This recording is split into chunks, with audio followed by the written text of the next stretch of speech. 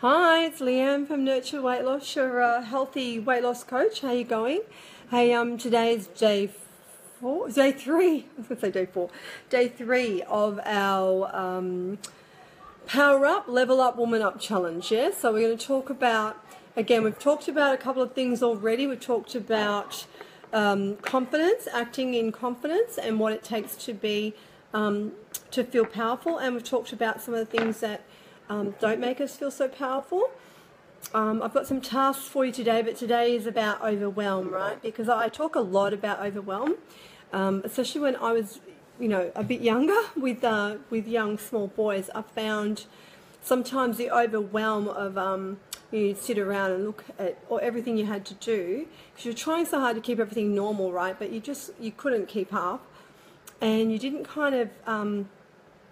I don't know where it came from. It just was a feeling of dread, like a terrible wave of overwhelm, and you actually couldn't pinpoint what it was. It was actually the problem. Like it was all overwhelming. It was all hard, and there was no clear step forward, right? I mean, if I had known about help, I don't think there was such thing as health coaches back then, but getting help was a bit harder 12 years ago. So today, hopefully, there's a lot more help and a lot more mum. We didn't have Facebook, right? So there was a lot of, I suppose you weren't able to just put your hand up and say, hey, I'm really stuck here, or, I had good friends that helped. But I just wanted to talk about overwhelm because I see that it's such a big problem for our health, for our health, for our mental health, our habits, our energy, our sleep. Like everything, I reckon, comes back to overwhelm, yeah? So you'll have to excuse my sound. I still have this weird sound and cold, but I don't really have a cold. I don't know what's happening. So I do think that it is a culprit of not feeling in control, not feeling healthy, feeling stressed, not feeling happy, and certainly not standing in our power, right? So we're chasing our tails behind the 8 ball, and we've just got this feeling of chaos and dread, yeah?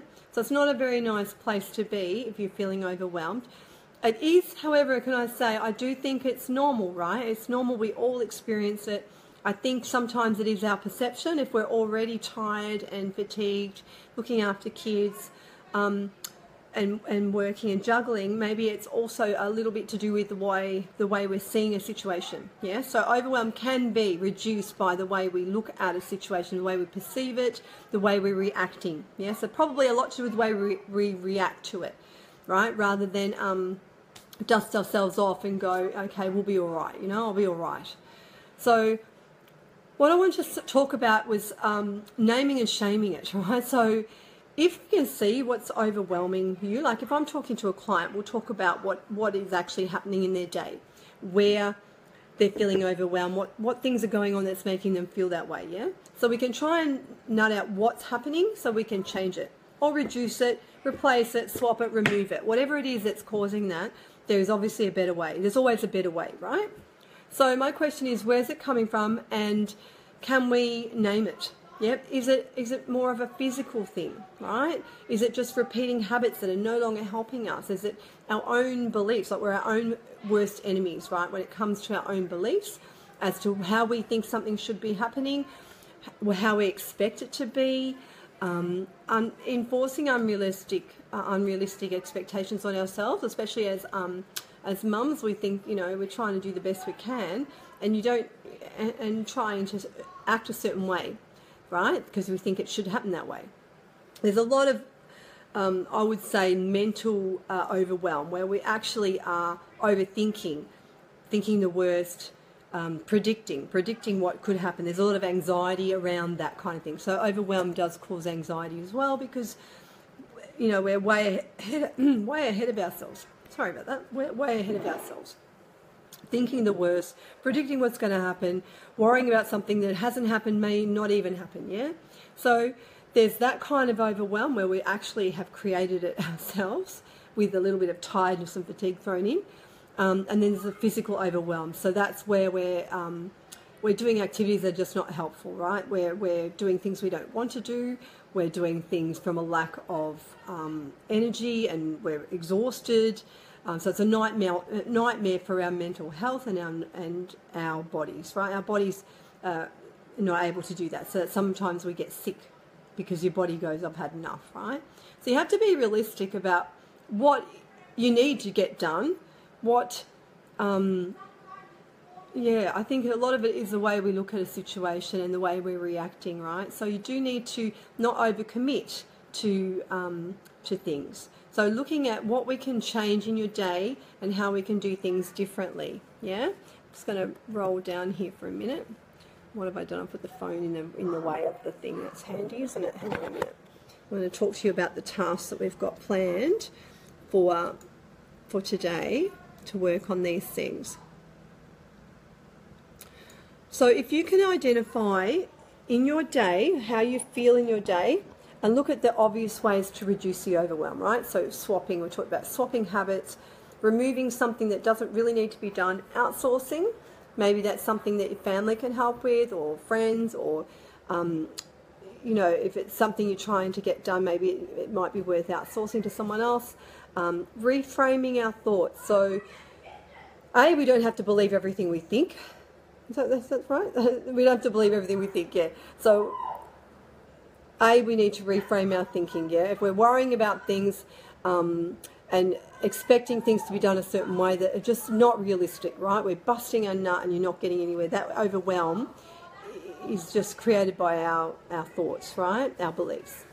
Making peace with some of the ideas or things that are just not serving you. So, for whatever reason, I got obsessed with floors, right? When you've got little kids crawling around the floors, you're obsessed with your floors. At 10 o'clock at night, you're washing floors. At 6 o'clock in the morning, you're washing floors. They probably weren't that bad, and you kind of became, I just got a bit obsessed with that as a mum. So I guess, it's making peace with what are you prepared to put up with. What is not that important that it's going to make you nuts or unwell because you're pushing yourself too hard, yeah? So I probably wish I had spent more time at the park. I mean, we did do a lot of things, don't get me wrong, but I could have taken the rest when I needed the rest instead of feeling overwhelmed. I was thinking in my head that I actually lost a lot of weight because I was actually really busy instead of taking the rest. That's where that came from then.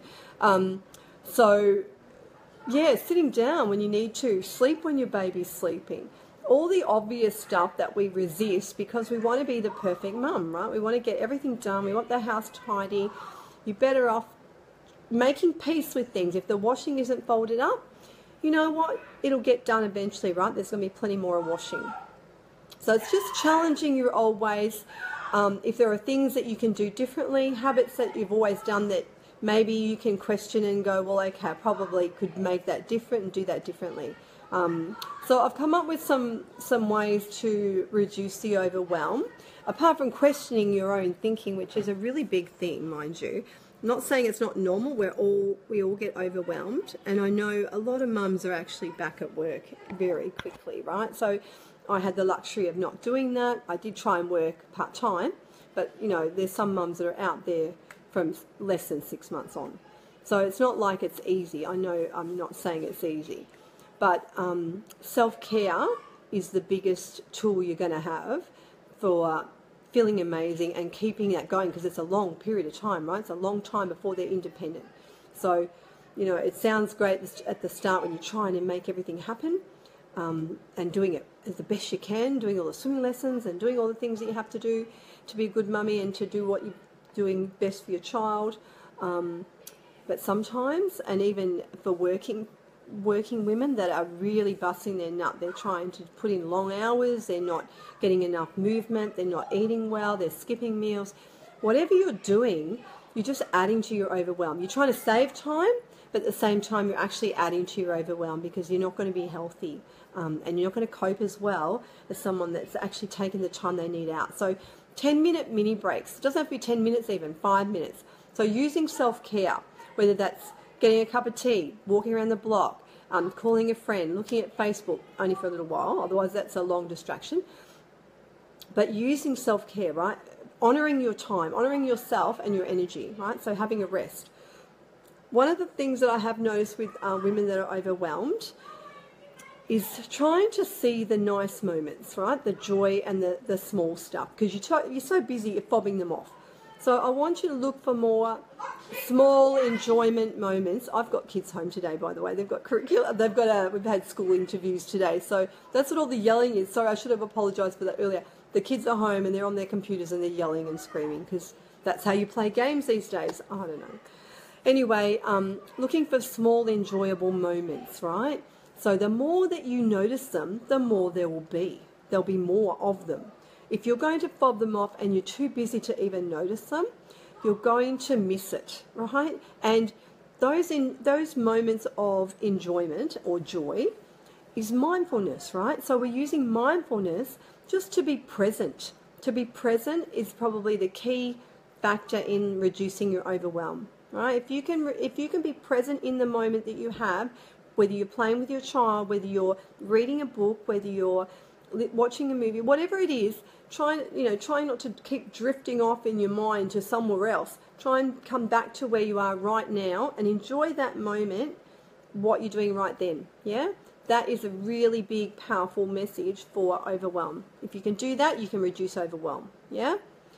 And as far as prioritizing, right, so trying to work out what's really important for you. If you've got a long to-do list, surely, I assume you put them in some sort of order. If you haven't, put the top 3, top 5 things that you must do that day. The others will get done eventually, but they're not the most important thing, right? So if you like avoiding things and you like procrastinating and you typically like don't get shit done, put the top 3 things down. Get them done, right? So every morning or at night, even before you go to bed, write your intentions for the next day, write your priorities for the next day. So you know what's going to happen, you know what you've got to do, and you're not going to avoid them. Yeah, they're on the top of the list.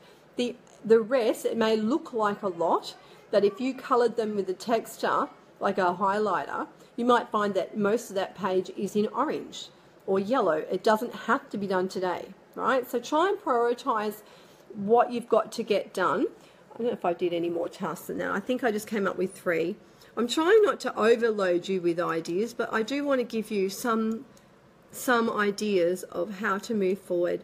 I think my biggest tip, if I look back, would have been the moments, the mindfulness and the moments, yeah, and taking the break, like not being stupid and taking the break that you need to rejuvenate, going to bed early, just, lots of stuff. But during the day, there probably was times, I did a lot of, I'd go to the park and I'd do the walks and I did all that kind of stuff with girlfriends and whatnot, but I probably did not rest, right? And I think that was a really, to be a happy, healthy, balanced kind of woman, I think you do need to have the rest. You need to honour it, yeah? So that's a quick one for you today. As you know, I'm working from a workbook, so I'm still working on getting that completed so I can put it in the group. So it's something you can keep as an ebook anyway and read later. And all these videos are yours, so you can keep them as well. I saved them in there as well. If there's any questions you have about reducing overwhelm or even identifying overwhelm, write your day down. Have a look at where all your time's going. See if you can identify what is creating the overwhelm. Is it your own perception and reaction to what's happening around you, or is it something physical that you're doing or that you're not getting done, so you're frustrated, you're not achieving what you want to do? What is it that's causing your overwhelm? Yeah? So I wanted to see if we can help you with that, because I think that is the biggest problem when it comes to staying healthy and feeling energized, right? It kills everything. So, and it certainly kills motivation when it comes to exercise. If people are saying they don't really want to exercise, I always look at what's going on with them, because they're overwhelmed. Your body doesn't need exercise. It does need nature and maybe gentle walks. When you're overwhelmed, then you've got to pick your moments, obviously. It certainly doesn't need a boot camp. So your body is already in crisis, already stressed, stretched. No wonder you don't feel like exercising. So I want you to be a bit more realistic about what's happening with you, and message me if you want to talk about that. Yeah, I'm here to help. There's plenty of help, all right? So I hope you have a beautiful day, and I will talk to you soon. Okay, bye.